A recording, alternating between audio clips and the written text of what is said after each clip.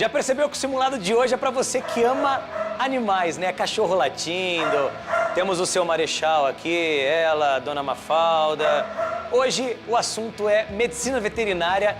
E será que você, que é uma pessoa apaixonada por animais, será que isso é suficiente para você trabalhar com isso pro resto da sua vida? Essa e outras respostas a gente vai ter agora, porque eu vou invadir o hospital veterinário da Universidade Cruzeiro do Sul e claro que você, meu não, né? É o nosso convidado. Vamos junto.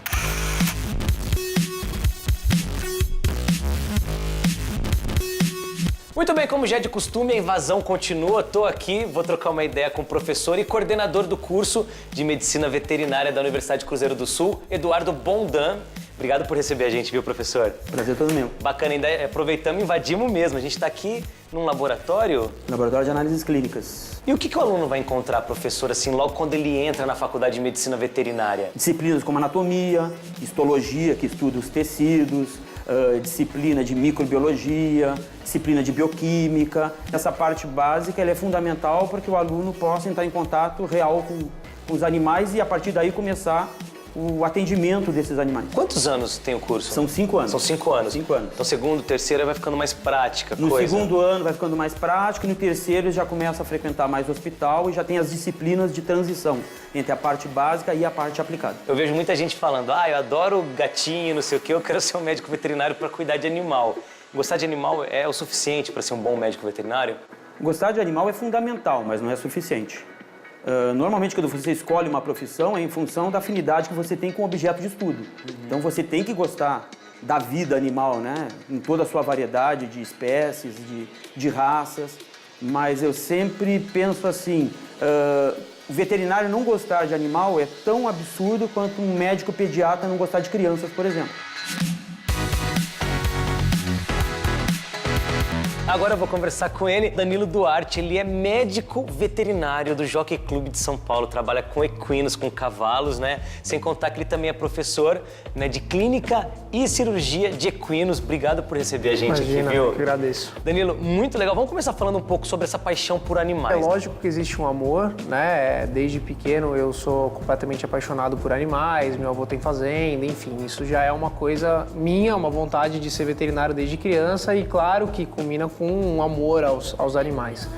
Mas isso não basta, a gente tem que ser profissional, a gente tem que amar, acima de tudo, o que faz como profissional, né? Não basta só amar os animais de si para ser veterinário. E aí o que me vem na cabeça, sempre quando eu penso no médico veterinário, não só para mim, mas para muita gente que está assistindo a gente agora, é aquele médico que cuida de animais. É só isso? Não, não é só isso. Quem faz medicina veterinária pode cuidar de animais, animais de grande porte, cavalos, bovinos, pode cuidar de pequenos, cães, gatos, pode cuidar de silvestres, pode ir para a parte de alimento, de inspeção alimentar, enfim, o nosso mercado é muito grande.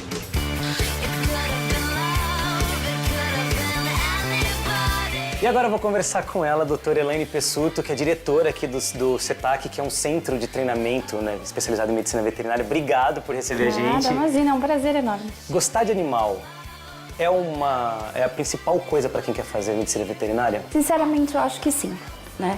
É lógico que tem sempre aquela história daquela menininha que tem o seu cachorrinho, que é apaixonada por ele, fala, eu quero salvar todos os outros cachorrinhos do mundo. Mas isso é suficiente? Gostar de animal para fazer medicina veterinária? Não é suficiente. O que mais que precisa? Não, Vamos lá. não.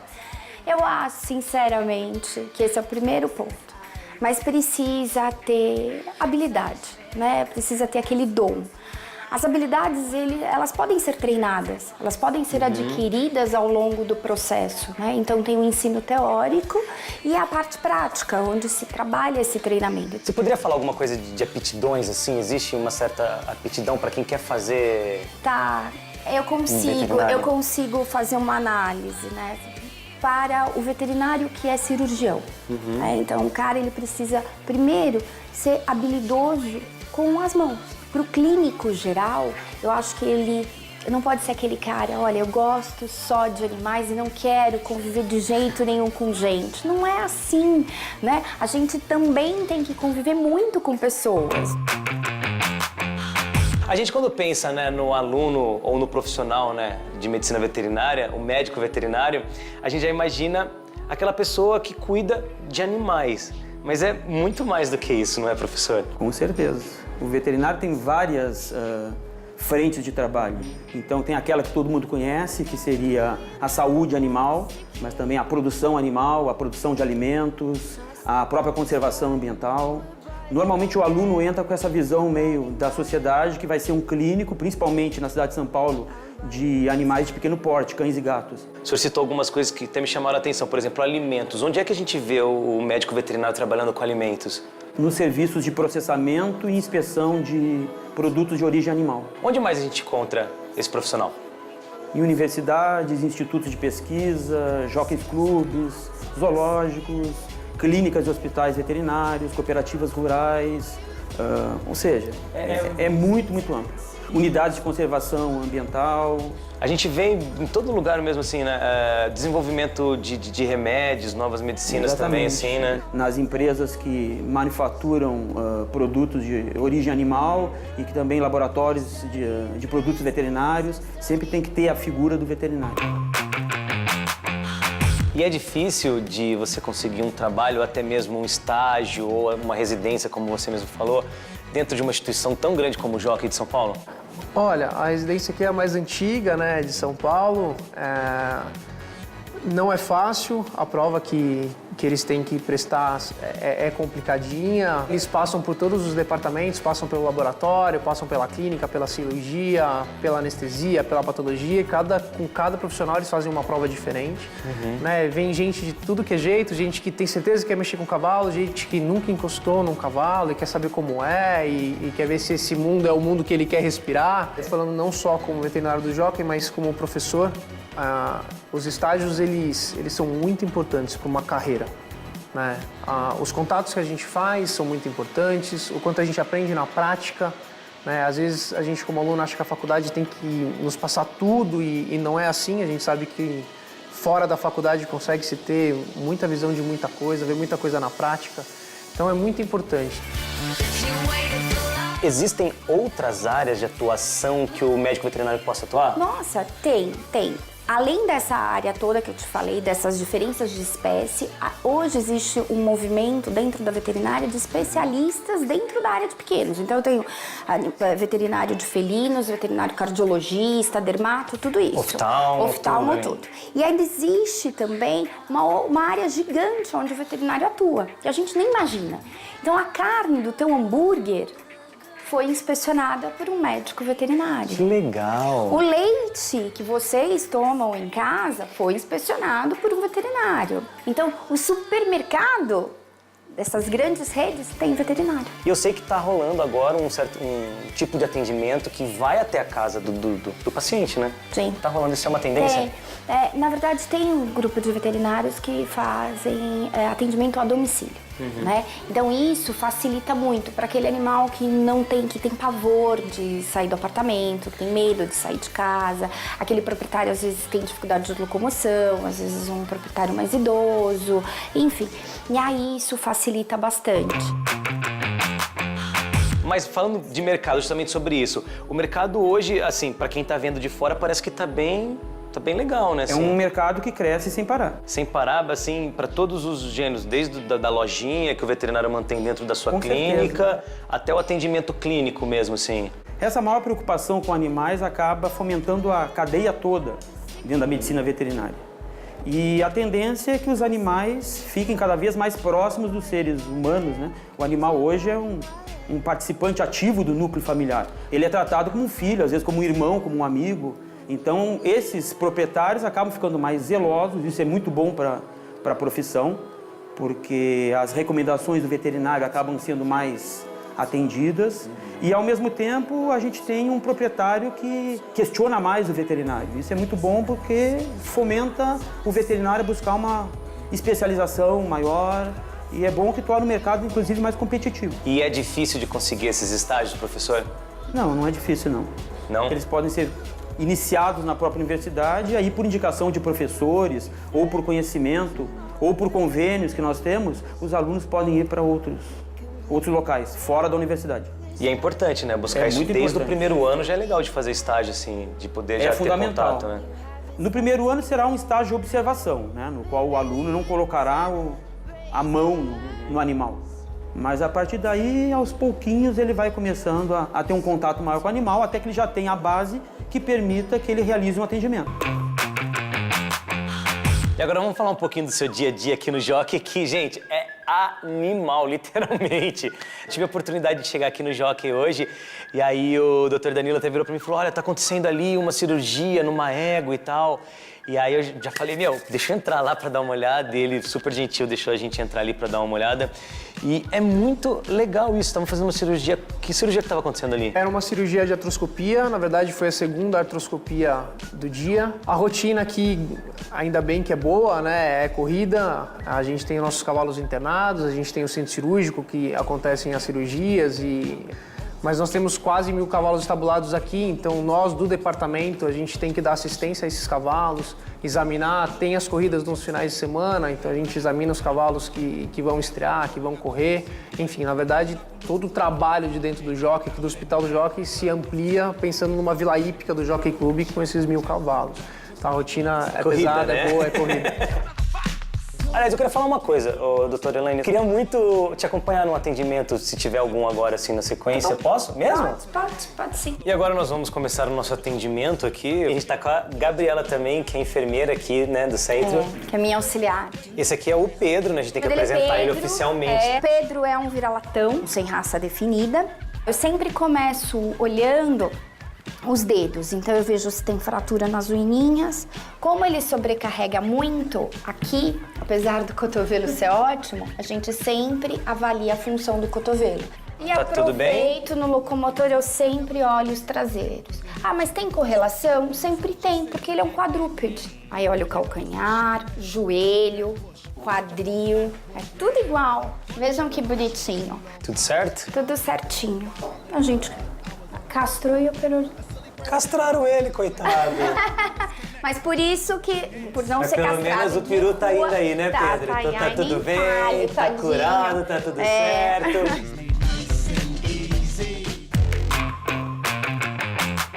Professor, existe um piso mínimo para recém-formado em medicina veterinária? Existe sim um piso previsto por lei. Para um regime de 6 horas diárias, ele deveria receber 6 salários mínimos, e para um regime de 8 horas diárias, ele deveria receber 8 salários mínimos e meio, mas logicamente ele pode ganhar bem mais do que isso, em função das suas qualidades pessoais, da sua capacidade de trabalho, da sua própria formação.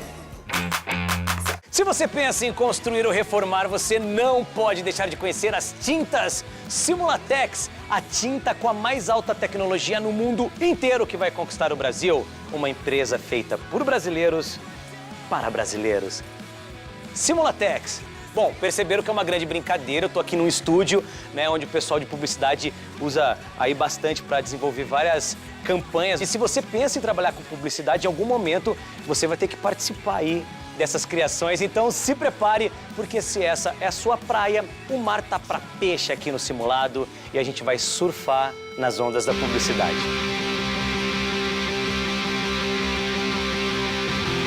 Professor Leandro Bernardes vai conversar com a gente, ele que é professor da Universidade Cruzeiro do Sul e também, né, trabalha no Grupo Estado. Obrigado por receber a gente. O que você faz lá no Grupo Estado, professor? Cara, trabalho no Grupo Estado como coordenador de projetos de marketing. E aqui na Cruzeiro do Sul, qual que é a sua especialidade, assim? Qual que é a sua Aqui na aula? Cruzeiro do Sul, a minha especialidade é a área de mídia, né? Então, o foco é planejamento estratégico de mídia. E aí tem outras áreas de atuação, como criação, direção de arte, design. Então, a gente atua em algumas frentes dentro da área acadêmica. Professor, quando a gente pensa em publicidade, né, a gente acha que o publicitário é aquele cara que vai ficar na mesa, criando altas campanhas incríveis, já pensando no resultado final, ali ganhar um prêmio em Cannes e tudo mais. É isso mesmo que o publicitário faz? Ele cria campanhas? É uma área de atuação, né? Uma frente do mercado publicitário, porém não é a única, né?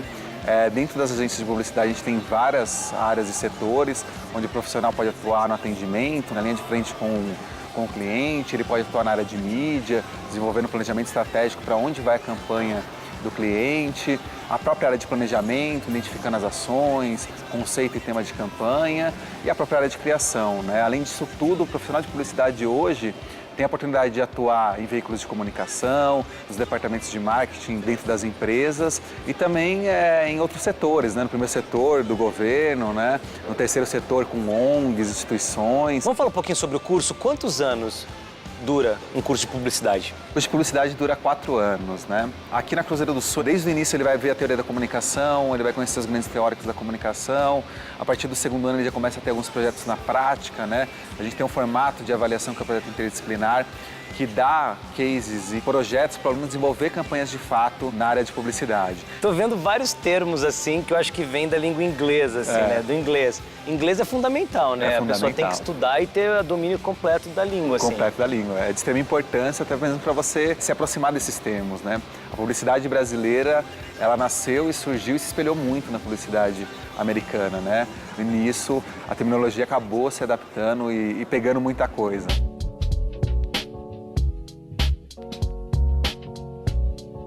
E agora eu vou ter o prazer de conversar com ele, Luiz Lara, aqui da Liu Lara TBWA, uma das mais importantes, né, agências de publicidade. E aí eu queria já começar falando com você, além da parte criativa, de desenvolver campanhas, onde é que mais a gente vê a mão de um publicitário? Uma agência de publicidade, nós estamos numa aqui, é feita por pessoas. O maior patrimônio dessa agência são os talentos que nela trabalham. E não vamos mitificar a criação. A criação nasce de um trabalho de curiosidade, de imersão, de entendimento da vida e do negócio do cliente. Então, nós temos aqui profissionais de atendimento, que é aquele profissional que eu sou, um profissional de atendimento. Que faz o atendimento. Que vai no cliente, que procura fazer uma imersão no negócio do cliente, que procura entender como funciona a missão, os valores, o jeito de ser da organização, entender os produtos e serviços, analisar a concorrência e, a partir daí, fazer um bom briefing, uma conversa com um planejamento, que todo mundo trabalha muito integrado, que faz uma imersão ainda maior. Quem constrói e posiciona a marca? O profissional de atendimento nas agências, trabalhando ao lado do profissional de planejamento, ao lado dos profissionais de criação, os profissionais de mídia, porque é importante você cirurgicamente escolher com quem você quer falar. Então, se você quiser abraçar a profissão da propaganda, Caco, você tem uma avenida muito grande, ainda mais com esse mundo digital que está trazendo novos desafios.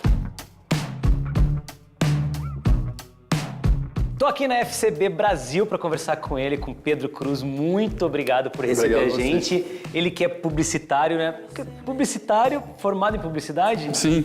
É importante a pessoa que vai trabalhar com publicidade ser formada em publicidade e propaganda? Eu vou responder da seguinte maneira. O ambiente de agência é um ambiente muito plural, de conhecimento plural, e que tem que estimular a diversidade. Por conta disso tudo, eu te diria que não. O nosso presidente é estatístico. Imagina, numa agência de publicidade, você tem um presidente estatístico. E eu te dou um outro exemplo. Um dos caras de planejamento mais interessantes que eu conheci até hoje é formado em educação física.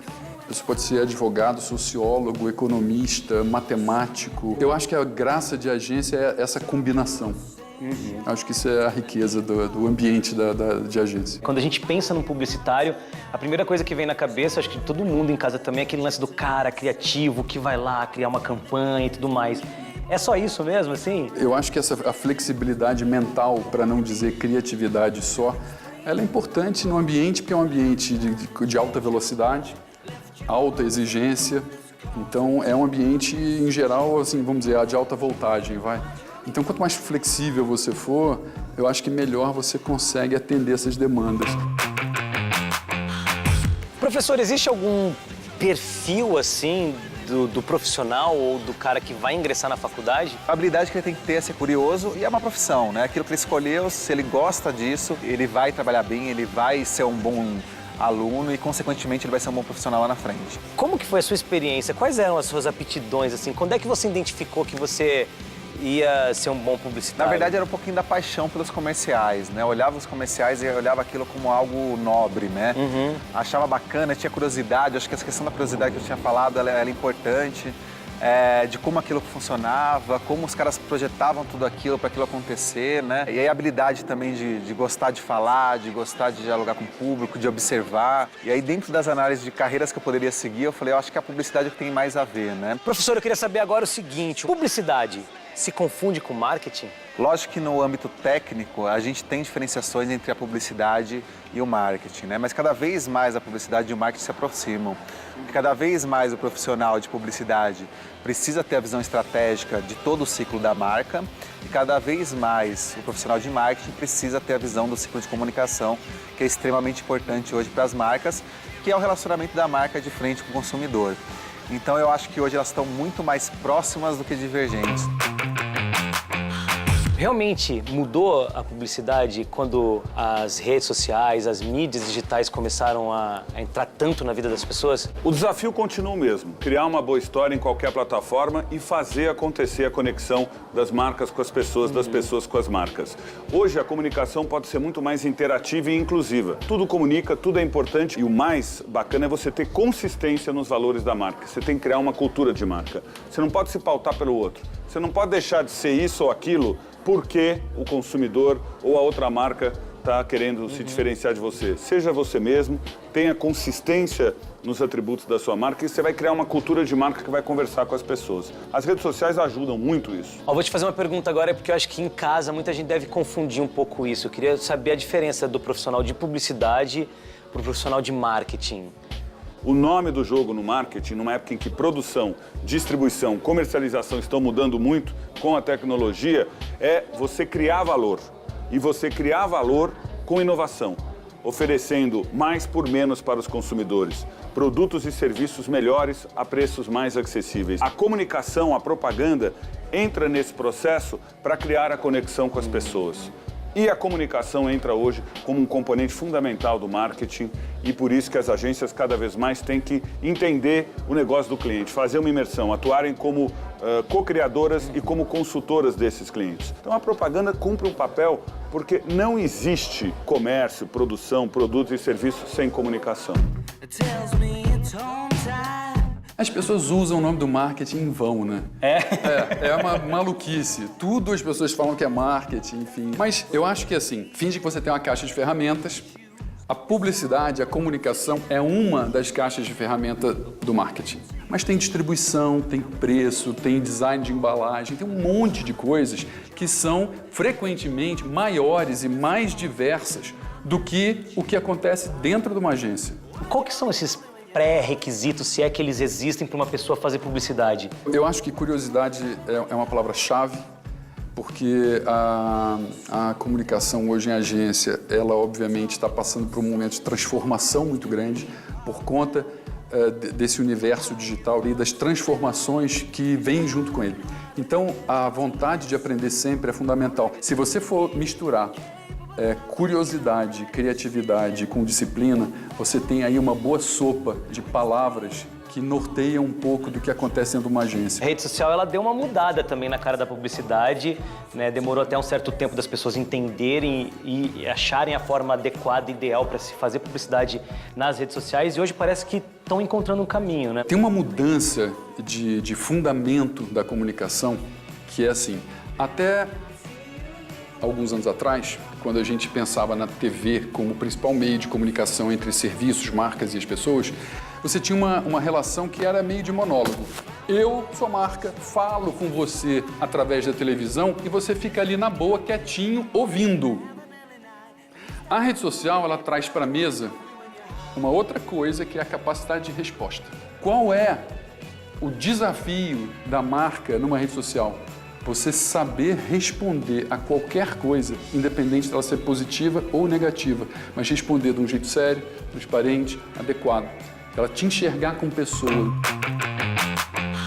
Professor, a impressão que eu tenho quando eu vejo, né, eu tenho amigos publicitários, ele é aquele cara e aquela menina que tem que estar ligado em tudo que acontece. Como é que esse cara ou essa menina consegue ficar tão atualizado assim e sacar todas as tendências? A gente tem inúmeros sites aí focados no segmento de publicidade que vão ajudá-los a se informar. Além desses sites, é o comportamento humano, né? Você está navegando via redes sociais, navegando nos portais e ver como as pessoas se relacionam. Então eu não preciso nem falar que as redes sociais, né, impactaram de uma forma gigantesca assim, a profissão, né? O que se falava há muito tempo atrás, né, 10, 15 anos atrás, que a internet veio para competir, não, pelo contrário, ela veio para contribuir, né?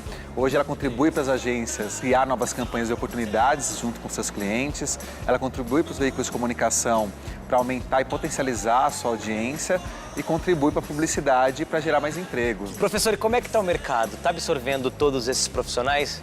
O mercado vai receber aquele profissional que tem uma produtividade, que tem competências que vão diferenciá-los, né? Eu acho que o estágio é o primeiro passo, né, para você conhecer as áreas de atuação dentro da publicidade, porque o estágio possibilita isso, e a formação acadêmica também. E, Pedro, dá pra já ganhar, assim, um cascaio bacana? É óbvio que ninguém sai ganhando uma grande grana. Isso não existe.